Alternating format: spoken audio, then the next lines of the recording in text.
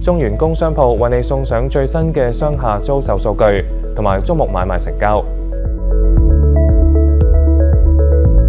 4月份商廈買賣成交宗數約51宗，按月下跌20.31%，按年下跌12.07%。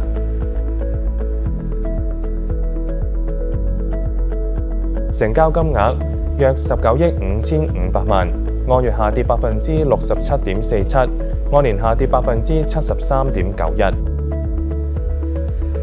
至於租賃方面，4月份嘅商廈租賃成交宗數約521宗，按月下跌11.39%，按年上升11.8%。成交金額約4394萬，按月下跌12.18%，按年上升17.59%。跟住一齊睇下各區嘅空置率。4月份，港島區整體空置率11.4%，按月下跌0.34個百分點，按年下跌2.2個百分點。跟住睇下港島各區嘅數據。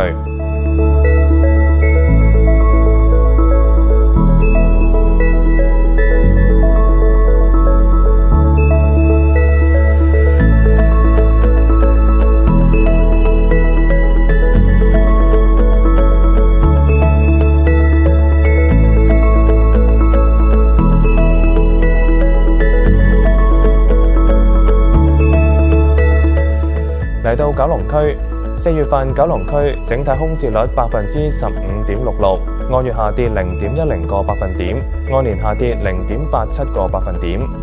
跟住睇下九龍區各區嘅數據。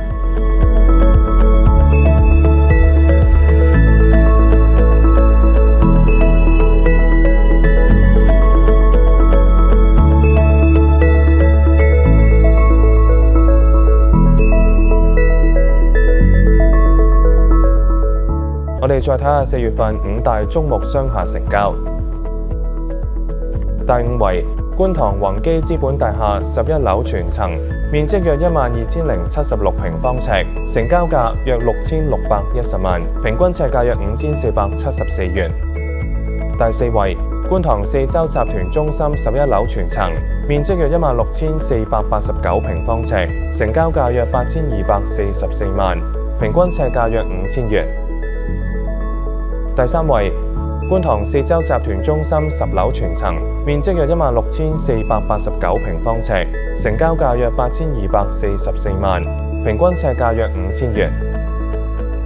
第2位，旺角九龍企業大廈全棟，面積約105263平方尺，成交價約4億1000萬，平均尺價約3895元。第1位，佐敦柯士甸廣場全棟，面積約81705平方尺，成交價約5億8000萬，平均尺價約7099元。想睇到更多更快嘅市場資訊，可以登入我哋嘅中原工商鋪網站。